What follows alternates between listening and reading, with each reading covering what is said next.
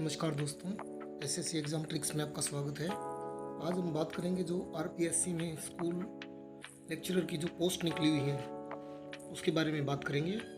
उसकी नोटिफिकेशन क्या है, अप्लाई ऑनलाइन कैसे करना है, एज लिमिट क्या है, एक्सपीरियंस मांग रखा है कि नहीं मांग रखा है, फीस कितनी है और इसके अलावा उसका सिलेक्शन प्रोसेस क्या है, उसके बारे में हम सारा डिस्कस करेंगे।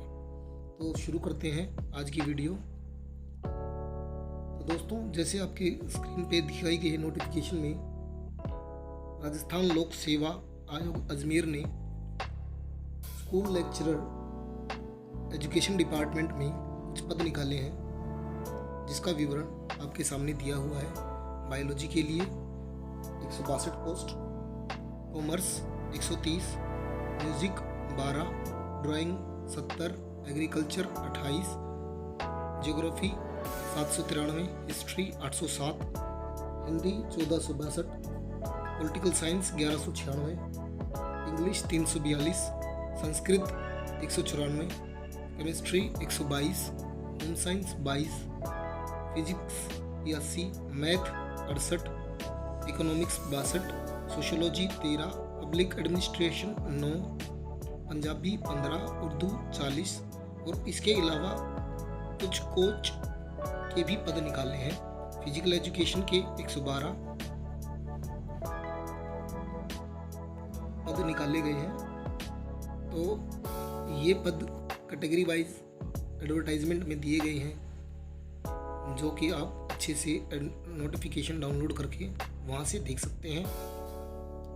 तो दोस्तों, इसमें हम बात करें इसकी एजुकेशनल क्वालिफ़िकेशन की, तो मैं आपको बता दूं, जो एजुकेशनल क्वालिफ़िकेशन लगभग सभी में जो मांगी गई है वो पोस्ट ग्रेजुएशन इन सब्जेक्ट मांगी गई है। यानी कि जिस सब्जेक्ट में आपको अप्लाई करना है स्कूल लेक्चरर के लिए, कम से कम आपके पास पोस्ट ग्रेजुएशन या उससे इक्विवेलेंट जो है डिग्री होनी चाहिए। जैसे फॉर एग्जांपल हम बात करें कॉमर्स के लिए, पोस्ट ग्रेजुएशन और equivalent in commerce with BCom या post graduation equivalent by UGC in commerce having at least 2 साल का subject experience higher secondary class का राजस्थान बोर्ड के अंदर उसके पास एक्सपीरियंस होना चाहिए। तो एक्सपीरियंस भी मांग रखा है और पोस्ट ग्रेजुएशन भी मांग रखी है, दोनों में से कोई एक हो। तो नोटिफिकेशन में दोस्तों ये जरूर अच्छे से पढ़ लें कि किसके लिए क्या मांगा गया है।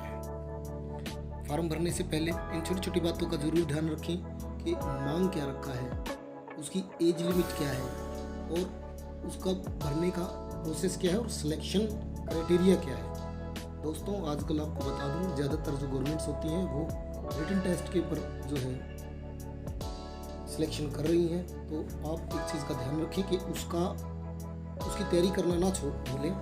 छोड़ना नहीं है, तैयारी करना, हमें तैयारी करते रहना है। तो आगे वीडियो पढ़ते हैं। इसके लिए शैक्षिक मापदंड के लिए हमने बात कर ली, एजुकेशनल क्वालिफिकेशन की बात कर ली। अगर हम इसमें ग्रेड की बात करें तो जो पे बैंड है वो आपका 4800 का पे ग्रेड रहेगा इसमें, जो कि फिक्स है। अब अगर बात करें हम एज के लिए, यानी कि आयु कितनी चाहिए, इसके लिए आयु 21 वर्ष से 40 वर्ष के बीच में होनी चाहिए, यानी कि 21 वर्ष से ज़्यादा और 40 वर्ष से कम। कुछ रिजर्वेशन की बात करें तो बहुत सारे लोगों को ये भी कन्फ्यूज़न रहता है कि रिजर्वेशन जो है, जैसे कोई हरियाणा का बंदा है, क्या वो वहाँ पे ओबीसी का कोटे के लिए अप्लाई कर सकता है। तो दोस्तों, मैं आपको बता दूँ, ये जो बैकवर्ड क्लास का कोटा है ये स्टेट लेवल का होता है। आप अपनी स्टेट में ही बैकवर्ड क्लास के कोटे को क्लेम कर सकते हैं, दूसरे स्टेट में आप एज ए जर्नल जो है काउंट होंगे। तो कोई दो दोस्त जो कैंडिडेट ये सोचते हैं कि वहाँ जाके मैं ओबीसी का फार्म भर दूंगा, तो मैं आपको बता दूं, आपका फार्म रिजेक्ट हो जाएगा या उसको जर्नल की श्रेणी में डाल दिया जाएगा। वो डिपेंड करता है उनके ऑफिशियल नोटिफिकेशन के ऊपर कि उन्होंने इसके से रिलेटेड क्या गाइडलाइन बना रखी हैं।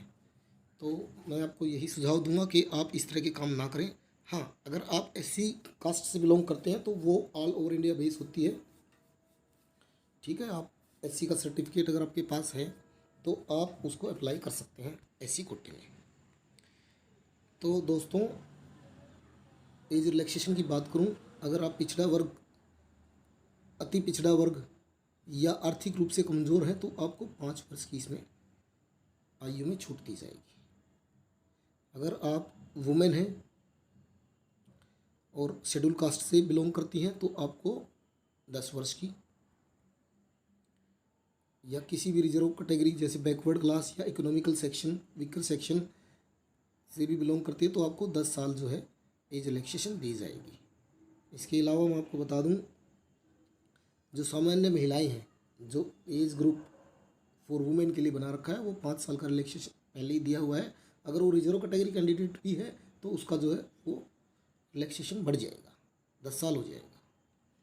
तो ये बात कर लें। अगर हम बात करते हैं किसी विडो की जिसका हस्बैंड नहीं है तो उसकी अधिकतम आयु सीमा नहीं है, यानी कि वो किसी भी एज में इसे भर सकती है। तो ये बहुत अच्छा कदम उठाया है सरकार द्वारा कि अगर वो अप्लाई करना चाहती है किसी पोस्ट के लिए तो वो किसी भी उम्र में अप्लाई कर सकती है। तो बात करें हम इससे आगे, और भी बहुत सारी बातें यहाँ लिखी हुई हैं तो आपको मैं बता देना चाहता हूँ कि थोड़ा सा अच्छे से इसको पढ़ लें, एक बार तो ज़रूर पढ़ लें, क्योंकि पढ़ने के बाद आपके कंसेप्ट क्लियर हो जाएंगे। वैसे इसमें ज़्यादा कुछ है नहीं, मेन सी बातें हम डिस्कस कर रहे हैं। अब बात कर लें चयन प्रक्रिया की, सिलेक्शन प्रोसेस की। सिलेक्शन प्रोसेस जो होगा वो परीक्षा के माध्यम से होगा, यानी कि रिटन टेस्ट लिया जाएगा।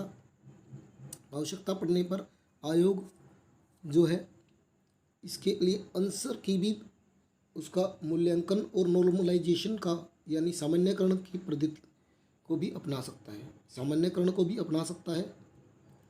इसके लिए एडमिट कार्ड आएंगे और इसके लिए आपको एग्ज़ाम डेट भी बता दी जाएगी।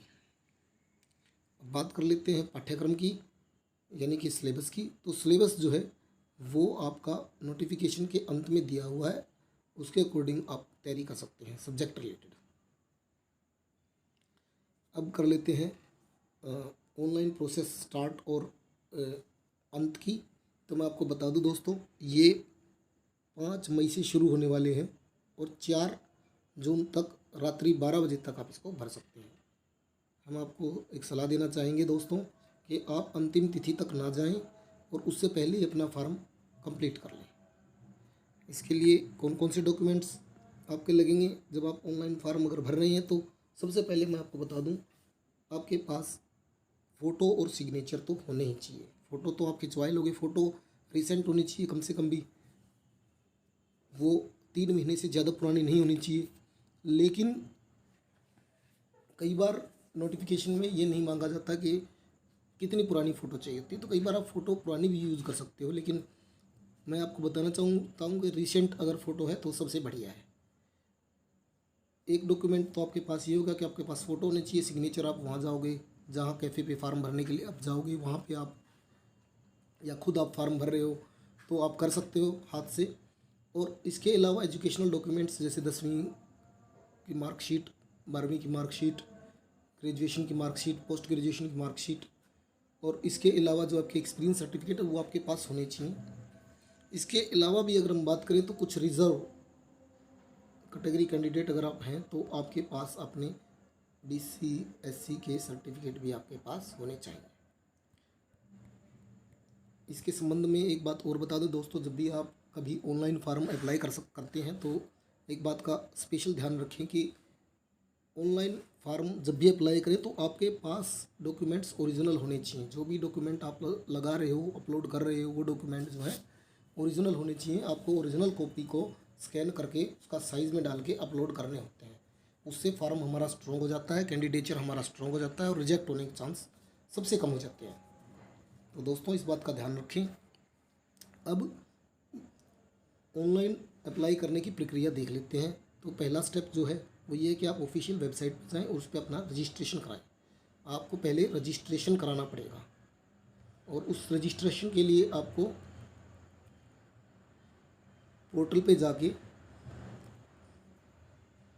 आपको अप्लाई ऑनलाइन का ऑप्शन दबाना पड़ेगा और अपना आधार कार्ड या कोई भी जैसे नाम, पिता का नाम, जन्म तिथि, अपना जेंडर, 10वीं की मार्कशीट या पैन कार्ड, आधार कार्ड, वोटर कार्ड, लाइसेंस, कुछ भी, ये सारी चीज़ें आपको अपलोड करनी अनिवार्य है, बतानी आपको अनिवार्य है, ज़रूरी है। जैसे ही आपका वन टाइम रजिस्ट्रेशन हो जाएगा, यानी कि आपने जैसे सारी चीज़ें डाली, डालने के बाद आपने सबमिट का बटन दबाया, आपके पास OTP आएगा। OTP के बाद आपको वो OTP जो है आपको डाल देना है। जो OTP आप डालोगे तो रजिस्टर्ड आप हो जाओगे। तो जो रजिस्ट्रेशन नंबर है वो आप नोट कर लेना है, या आप उसका स्क्रीनशॉट करके अपने पास रख लेना है। एक बात मैं और बता दूं दोस्तों, एक बात का बहुत बार पूछी गई है, क्या आप मोबाइल से फार्म भरते हैं? दोस्तों, मोबाइल से फार्म भरना कोई गलत नहीं है। मैं ये नहीं कहता कि मोबाइल से फार्म नहीं भरे जाते, आप मोबाइल से फार्म भर देते हो, लेकिन कई बार क्या है कि हम इतनी ज़्यादा जल्दी में होते हैं कि कुछ चीज़ें छूट जाती हैं जो बहुत ज़्यादा इंपॉर्टेंट हो जाती हैं, या कई बार साइज़ इतना छोटा हो जाता है कि सामने वाले को जो साइज़ चाहिए होता है वो उतना कॉपी उसको मिल नहीं पाती और रिजेक्ट होने के चांस बढ़ जाते हैं। इसके अलावा भी बहुत सारी दिक्कतें और भी आती हैं, जैसे आपका डॉट लग गया है, आपके जो कीबोर्ड बहुत छोटा होता है तो कुछ एक्स्ट्रा डिजिट लग गए हैं, तो इस तरह की दिक्कतें आती हैं। तो मैं आपको सजेस्ट करूँगा, जब भी आप फॉर्म भर रहे हो तो कम से कम आपका PC हो या दोस्त का PC हो, किसी का लेके आप अच्छे से जांच के फॉर्म भरें। अगर आप मोबाइल से भर रहे हो तो उसको 1 या 2 बार उसको देखें, रुकें। रुकने से आपको ये होगा कि आपको समय मिलेगा। तो दोस्तों, इस चीज़ का ध्यान रखना है। जैसे ही आपका वन टाइम रजिस्ट्रेशन हो जाएगा, फॉर्म आपका जो है भरना शुरू हो जाएगा। उसके बाद आपको लॉगिन कर लेना है। लॉगिन करने के बाद आपको रिक्रूटमेंट पोर्टल पे जाना है। पोर्टल पे आपको एप्लीकेशन फार्म नंबर मिलेगा, एप्लीकेशन फार्म मिलेगा, या आपको जॉब अवेलेबल मिलेगी अपने अकाउंट पर। तो दोस्तों, जॉब अवेलेबल का मतलब है कि वहाँ पे आपको क्लिक करना है और ऑनलाइन अप्लाई का ऑप्शन मिलेगा, आपको अप्लाई कर देना है। वहाँ पे अप्लाई करने के बाद आपको सबसे पहले अपने पर्टिकुलर डिटेल को वेरीफाई करना है जो आपने भरी है। पर्टिकुलर डिटेल को वेरीफाई करने के बाद आपको नेक्स्ट स्टेप पे जाना है और अपने एजुकेशनल जितनी भी इंफॉर्मेशन है वो सारी डाल देनी है। जब आप एजुकेशनल इन्फॉर्मेशन डाल दोगे, दूसरा स्टेप आपका कंप्लीट हो जाएगा, तो आपको तीसरे स्टेप पे जाना है जिसमें आपके एड्रेस से रिलेटेड, स्टेट से रिलेटेड इन्फॉर्मेशन जो है आपको दी जाएंगी, आपको देनी होगी। जैसे ही आप ये सारी इन्फॉर्मेशन आप दे देते हो एड्रेस से रिलेटेड, तो आपको क्या करना है, फोर्थ स्टेप पे जाना है। फोर्थ स्टेप पे आप जाओगे तो वहाँ पे आपको डॉक्यूमेंट्स जो है अपलोड का ऑप्शन मिलेगा। आपको डॉक्यूमेंट्स जो है अपलोड कर देने, जैसे फ़ोटो की बात करते हैं, फ़ोटो आपको लगा देना है, मार्कशीट आपको लगानी है, तो साइन आपको अच्छे से करने हैं। तो ये सारी चीज़ें अपलोड करने के बाद आप उसको फॉर्म का प्रीव्यू ज़रूर देखना। उस प्रीव्यू में आप एक बार क्रॉस वेरीफाई ज़रूर कर लेना कि कौन सी चीज़ हमारी छूट गई है या कौन सी चीज़ पे स्पेलिंग मिस्टेक हो गई है।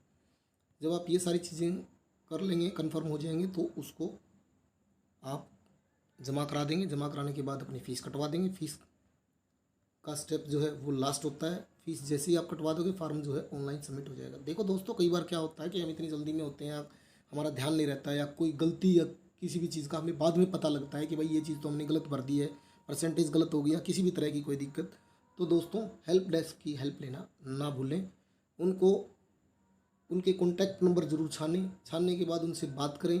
कई बार क्या होता है कि रश के कारण हेल्प डेस्क नंबर नहीं मिलता है, तो आप उन्हें मेल ज़रूर करें। आपको मैं बता दूं दोस्तों, और कुछ हो चाहे ना हो, मेल का रिप्लाई ज़रूर आएगा, इतना पक्का है। तो आपसे अनुरोध है कि अपना फार्म जो है ध्यान से भरें। जब आप कंप्लीट फार्म भर देंगे तो आप इंतज़ार करें कि एडमिट कार्ड कब आएगा, पेपर कब होगा। थोड़ा सा पेपर के बारे में बात कर लेते हैं, एग्ज़ाम पैटर्न के बारे में बात कर लेते हैं कि एग्ज़ाम पैटर्न क्या है। तो दोस्तों, एग्ज़ाम जो होगा वो 450 नंबर का होगा, जिसमें 2 पेपर होंगे, यानी पेपर 1 और पेपर 2। जो पेपर 1 होगा वो 150 नंबर का होगा, पेपर 2 जो है वो 300 नंबर का होगा। और जो पेपर 1 की ड्यूरेशन है वो 1.5 घंटे की रहेगी, और पेपर 2 की जो है 3 घंटे की रहेगी। यानी कि पेपर 2 है वो डबल टाइम का है और डबल मार्क्स का है, यानी कि 150 से 300 हो गया है, और टाइम पीरियड जो है वो 1.5 घंटे से लेके 3 घंटे हो गया। एक चीज़ का ध्यान रखिए दोस्तों, जो दोनों पेपर हैं वो मल्टीपल चॉइस क्वेश्चन बेस्ड रहेंगे और नेगेटिव मार्किंग एप्लीकेबल रहेगी दोस्तों। नेगेटिव मार्किंग का ध्यान रखना है, यानी कि पेपर पूरा अटेम्प्ट नहीं करना है। जो क्वेश्चन आपको बहुत अच्छे से आते हैं सिर्फ वही आपको अटेंड करना है। और एक चीज़ का और भी ध्यान रखें कि जो नेगेटिव मार्किंग है दोस्तों वो 1/3 है।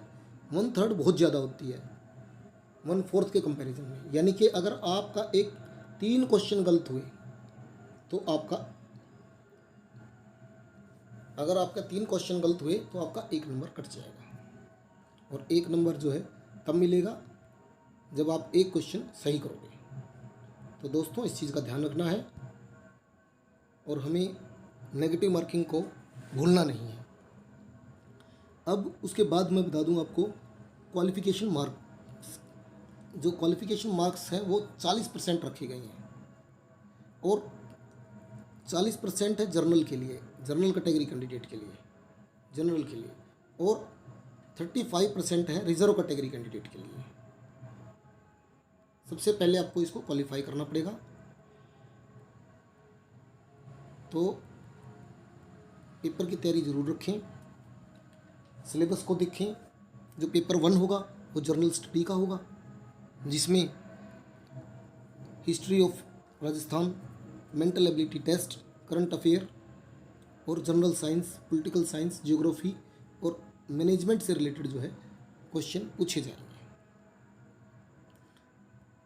पेपर 2 की बात करें, पेपर 2 जो है वो 3 घंटे का होगा और उसमें सब्जेक्ट रिलेटेड क्वेश्चन पूछे जाएंगे। जैसे +2 के बेस पे जो सब्जेक्ट रिलेटेड क्वेश्चन है वो आएंगे, ग्रेजुएशन के बेस पे सब्जेक्ट रिलेटेड क्वेश्चन आएंगे, पोस्ट ग्रेजुएशन पे। और इसके अलावा जो आपने pedagogy, teaching, learning material, computer और इंफॉर्मेशन टेक्नोलॉजी से रिलेटेड भी आपको क्वेश्चन देखने को मिलेंगे। इसके अलावा कुछ सिलेबस जो है कोच के लिए अलग से दिया गया है और उसके साथ साथ ये कुछ अलग सब्जेक्ट्स भी हैं जिनका जो सिलेबस थोड़ा सा वो अलग रहेगा। एक बार आप स्क्रीन में ज़रूर जाएं और देखें। कोच की अगर बात करें तो कुछ मार्क्स जो है उन्हें अलग से भी दिए जाते हैं। जैसे कोई अचीवमेंट करके लेके आता है, कोई नेशनल लेवल पे, कोई इंटरनेशनल लेवल पे, कोई डिस्ट्रिक्ट लेवल पे, तो उसके नंबर जो है यहाँ पे डिफाइन कर दिए गए हैं कि किसको कितने नंबर मिलेंगे। उनको एक बार जो कोच भाई हैं वो ज़रूर देख लें। तो दोस्तों जो मेन पॉइंट है वो ये हैं कि आप अपना एड्रेस और मोबाइल नंबर वो चेंज ना करें, किसी भी सूरत में आप उसको चेंज ना करें, ठीक है। अगर आप मोबाइल नंबर चेंज कर देते हैं, ईमेल आईडी चेंज कर देते हैं, उसको चेक नहीं करते तो आपको बहुत दिक्कत हो सकती है, कम्युनिकेशन गैप हो जाएगा और आपके पास जो है राजस्थान बोर्ड की इन्फॉर्मेशन आप तक नहीं पहुंच पाएगी। जो सिलेक्शन बोर्ड है वो आपको इन्फॉर्मेशन नहीं भेज पाएगा और आप सिलेक्शन से वंचित रह जाएंगे। तो सबसे पहले मेन पॉइंट ये था कि आपको अपना मेल आईडी और फ़ोन नंबर नहीं चेंज करना है।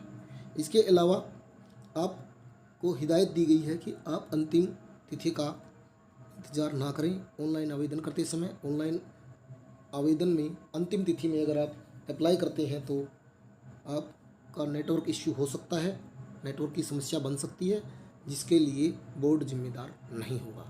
ये साफ साफ लिखा हुआ है, इन चीज़ों का ध्यान रखना है दोस्तों। तीसरी जो मेन पॉइंट है वो ये है कि कोई गलती अगर पाई जाती है ऑनलाइन फॉर्म में और संशोधन की निर्धारित प्रक्रिया आवश्यक रूप से ज़रूर लें, यानी कि आपको करेक्शन ज़रूर करनी है। अगर आपने कोई गलती कर दी है फॉर्म भरते हुए तो करेक्शन ज़रूर करनी है। अगर आपने करेक्शन नहीं की तो इसके लिए आप जिम्मेदार होंगे, क्योंकि जब डॉक्यूमेंट वेरिफिकेशन होगी तो आपकी एक एक चीज़ को ध्यान से देखा जाएगा, एक एक स्पेलिंग को, एक एक परसेंटेज को, एक एक डिजिट को वहाँ पे चेक किया जाएगा और अगर कोई त्रुटि मिलती है तो आप सिलेक्शन से वंचित रह जाएंगे दोस्तों। तो इस चीज़ का बहुत ध्यान रखना है कि अगर कोई गलती हो भी गई ऑनलाइन की तो आप क्या करें, उसको करेक्शन के समय पे करेक्ट कर लें। अब अगर बात करें हम किसी और मेन पॉइंट की।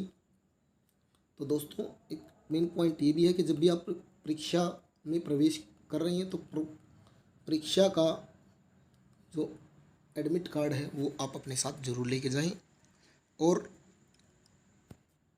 इसके अलावा आप एप्लीकेशन फार्म को ज़रूर संभाल के रखें।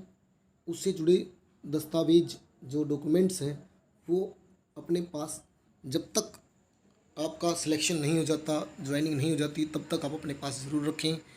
क्योंकि जैसे ही अगर आपने एग्ज़ाम को क्वालिफाई कर लिया है तो उसका महत्व और ज़्यादा बढ़ जाएगा।